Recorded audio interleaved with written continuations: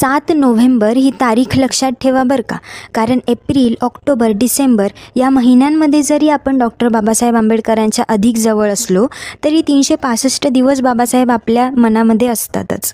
पण त्यातल्या त्यात 7 नोव्हेंबर हा दिवस महाराष्ट्र शासनाने अधिकृतरित्या डॉक्टर बाबासाहेब आंबेडकर यांच्या नावाने विद्यार्थी दिन म्हणून साजरा केला जावा असं सांगितलंय. का बरं महाराष्ट्र शासन असं म्हणत असेल?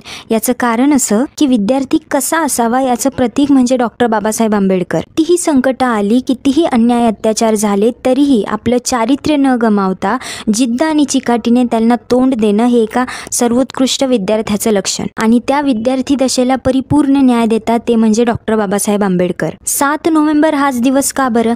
कारण 7 नोव्हेंबर 1900ला डॉक्टर बाबासाहेब आंबेडकरांचा प्रवेश साताऱ्याच्या प्रतापसिंह हायस्कूलमध्ये झाला. शाळेकडे वळणारी बारक्या भिवाची ती पावलं म्हणजे साधीसुधी नव्हती. ती एका नव्या क्रांतीची, नव्या युगाची सुरुवात होती. शाळेच्या वर्गाबाहेर बसून शिकणारा विद्यार्थी, पाण्याच्या एका घोटाला तरसलेला विद्यार्थी ते अमेरिकेच्या कोलंबिया विद्यापीठातला सर्वोत्कृष्ट विद्यार्थी, हा प्रवास म्हणजे साधा सुद्धा प्रवास नाही बरं का. हे टाकीचे घाव सोसल्यानंतर या विद्यार्थ्याने भारतीय संविधानाची मूळ रचना न्याय, समता आणि बंधुता या तत्वांवर का केली याचे प्रकर्षाने जाणीव होते. 27 ऑक्टोबर 2017 रोजी जारी केलेल्या महाराष्ट्र शासनाच्या शालेय व क्रीडा विभागाच्या या GR मध्ये असं नमूद करण्यात आलंय की 7 नोव्हेंबर हा डॉक्टर बाबासाहेब आंबेडकरांचा शाळेत जाण्याचा दिवस विद्यार्थी दिवस म्हणून शाळा आणि महाविद्यालयांमध्ये साजरा केला जावा आणि त्यासाठी विद्यार्थ्यांच्या कलागुणांना वाव देणाऱ्या निबंध लेखन, वाचन स्पर्धा, गायन स्पर्धा,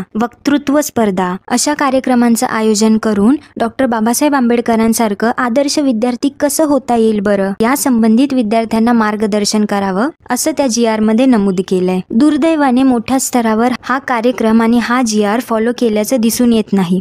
पण त्यातल्या त्यात 7 नोव्हेंबरच्या आधी जर तुमच्यापर्यंत हा व्हिडिओ पोहोचला तर आपल्या सोसायटीमध्ये नजीकच्या विहारांमध्ये जाऊन छोट्या कार्यक्रमांचं आयोजन करून या दिवसाचं महत्त्व काय आणि विद्यार्थी नेमका कसा असावा याबद्दल जागृती नक्कीच करू शकतो. त्यामुळे 7 नोव्हेंबरच्या आत हा व्हिडिओ जास्तीत जास्त लोकांपर्यंत कसा पोहोचेल याची जबाबदारी मात्र आता तुमची. व्हिडिओ कसा वाटला हे मला कमेंटमध्ये सांगायला विसरू नका आणि चॅनलला सबस्क्राईब नक्की करा.